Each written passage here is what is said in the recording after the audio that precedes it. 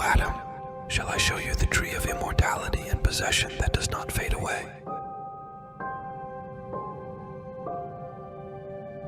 At that time, the viceroy Abraha al-Ashram of the Himyarite Empire ruled in Yemen, and the fame of the Kaaba and Mecca was a thorn in his side. He desired to be the most powerful and richest man on the Arabian Peninsula, and therefore decided to build a much larger and more magnificent place of worship, hoping that people would then pilgrimage to Yemen instead of Mecca. However, this plan was not successful. People continued their pilgrimages to Mecca.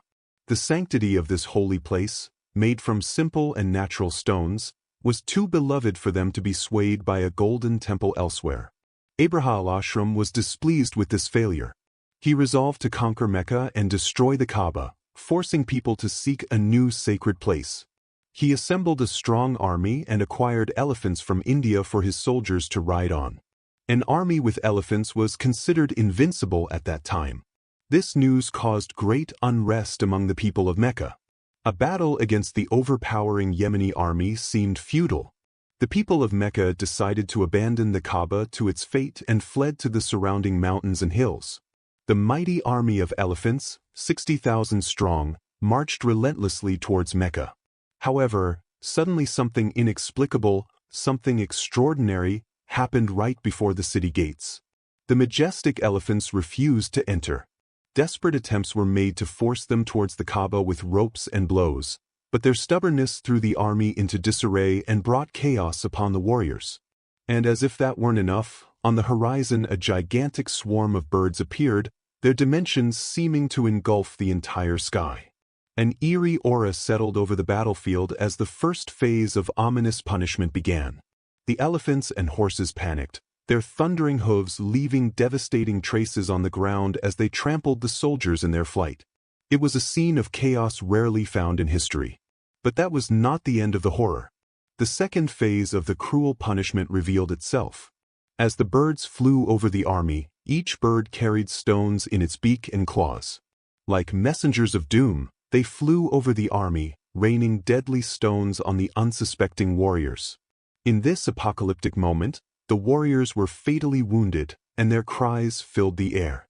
The invincible army of elephants, consisting of 60,000 warriors, was defeated without human resistance, and the Kaaba and Mecca were saved.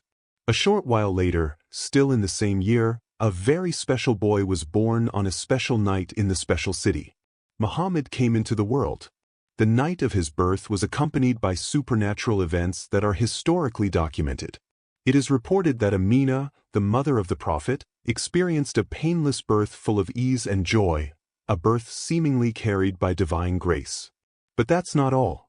When Muhammad came into the world, the idols in the Kaaba felt an inexplicable power and reverently fell over. In the distant city of Medina, a bright star appeared in the sky, astonishing the Jews and seeming to hold significance. The wonders of this night extended even beyond the boundaries of the known. In Syria, a radiant light illuminated the castles. The fire of Zarathustra, that had burned continuously for over 1,000 years, extinguished. The courtroom in the palace of the Persian king shook and collapsed, as if the world itself was welcoming the arrival of this special boy. Simultaneously, the Tigris River overflowed its banks, as if nature itself was showcasing its forces in awe of this unique event. This night was more than just a birth.